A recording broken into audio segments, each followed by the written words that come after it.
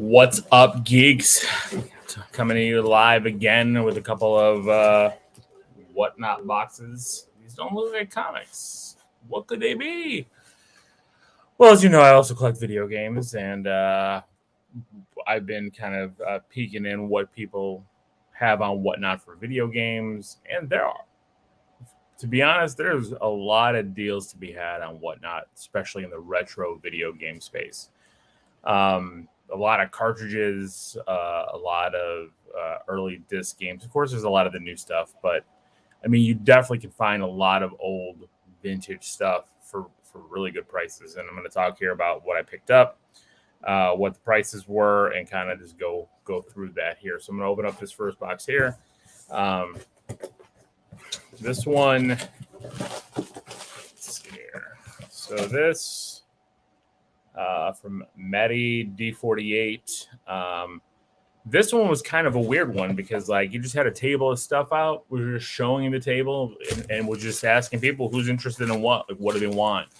And then as you would ask questions, make comments, talk, he's cutting deals, brokering deals and stuff. So it's kind of interesting. So what's up, Martin? So I got from him. So this is one thing I wanted because I bought some Japanese Nintendo 64 games, and like I'm not one to like 3D print stuff, and I don't have a 3D printer.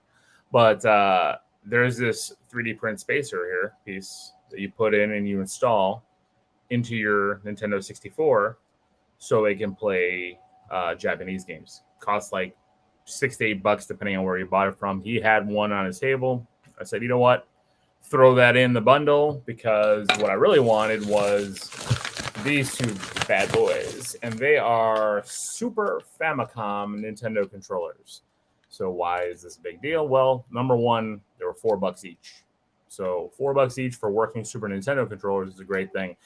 And the North American version had like that light purple and dark purple buttons. These had the 4 colors, which was kind of like the Nintendo logo for a lot of things. It was this 4-color scheme that they did, especially out in Japan. So I really wanted these, and it's at $4. I mean, after I clean them up, I mean, like this one is a little nicer, a little less. I mean, they're both really great. So it's just, again, I can't go wrong. No, Sean, I can't print the 3D print stick figures. I can't 3D print anything. I don't have the 3D printer, Sean. Jerk. Thanks, Martin. Yo, you got one of these as well? Yeah. The only thing is about the cords are smaller. Like in Japan, even for the Famicom, like the cord was really small, and that was attached to the system. The same problems we had with the NES Classic, right? Like the cords were small, so you'd have to buy an extender or something. But I just wanted them for display purposes, and like if I ever played a 2-player game, because I have one authentic SNES controller. But I was really happy to get 2 of these, $4 each. So I mean, you can't go wrong with that. So, and then the next box here came from. Let me scroll up. I think there's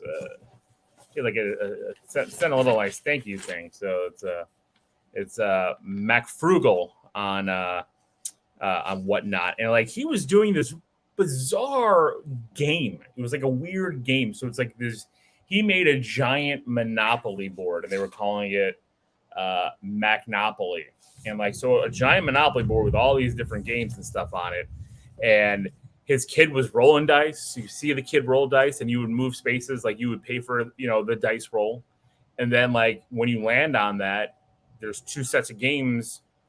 You could either pick one, or you roll for the better one, and then like there's bonus rolls if you land on like a chance square. It was all these different game stuff. So I was like, I was very intrigued. So I was sitting there watching it, and I'm like, you know what, I want to get in on this. And like I saw around the corner where he was coming up with some retro stuff, and I'm like, okay, let's take a shot at that. So what I got on my first dice roll, which I was super happy with, I got some Super Nintendo games. So I got Mickey Mania for the Super Nintendo. Nice clean label there. Get that a little bit closer in there. There you go. Really cool. I got Street Fighter 2. Another classic. I think I only have Street Fighter for the Sega Genesis. So I'll have to double check that if that's a duplicate. But again, I mean, it was like part of the pack. And then Earthworm Jim, which is I think it's like a $50 game. So I mean, that's a pretty good haul there. I think about $70, $80. And then like I got a bonus dice roll thing. So with that bonus dice roll, I picked up Teenage Mutant Ninja Turtles training pack for the 3DS, and it's complete in box. It's even got this little insert, and it has two games in one. It's the original Turtles game and Turtles Danger of the Ooze. It's from the 2000s Nickelodeon, the first Nickelodeon. But like it's like a $25-$30 game, and I got that for free. So I was like, all right, cool, very awesome. Yeah, Sean, they are. Just I was loving them. So then I wanted to take another shot, me, and I kind of hit a. I don't know if these are good games. I haven't checked them out yet, so we'll see. But I got a couple of PS3 games and another DS game on a bonus roll. I keep winning bonus rolls, which I was happy with. But I got Ratchet and Clank for the PS3, so that's not a bad game. And then I got Condemned 2 Bloodshot. And I think this is something. I just can't remember if this is one of the better titles for the PS3. I can't remember. But then also I got a not complete, kind of a loose disc, kind of like it's got some inserts in a box, but it doesn't have the color. But the Pokemon Mystery Dungeon Explorers of Time for the DS. So, I mean, any of the Pokemon games, are always good to have. So, I mean, especially if I'm getting it basically with my, playing the game. So that was a bonus thing. So I'm pretty happy with that. The Earthworm Jim is awesome. Like I love, the Super Nintendo cartridges and stuff like that. And, I know it's harder to find NES games or NES games that I don't have that people are selling. For the most part, I have a lot of the common games, and unless I want to really pay up.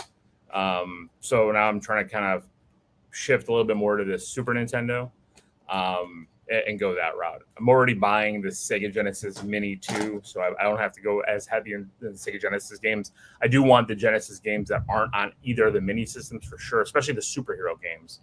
But if I see those in the wild, I'll definitely snatch those up. But yeah, so two boxes of some retro goodness and some Earthworm Jim love. I definitely gotta check this guy out and play him for a while. And I don't remember if I ever beat him back in the 90s, but yeah, there you go. Earthworm Jim too. So love that art, nice label. So there you go, guys. That's it. And tonight I am going live with my first Whatnot. So if you want to join, see me selling some comics, just to join in and just chat. I'll be on there talking. I don't know how long I'll be on there for, maybe an hour or so. It's Geeks Comic N Toys, so it's comic no S NTOYZ _Alil. I should change my name to that. I probably will, by the time we do our next podcast. But just check it out, and hope you guys enjoy it, and hope you're able to join. Just have some basic books, just fun, just testing it out, just trying to see how it is to actually sell on that platform and see how that is, and then I'll probably even talk about it. So. Talk about the pros and cons and the benefits and what kind of hustle you have to do to actually do well on it. So that's it. Thanks for listening, and I will talk to you guys later. Bye.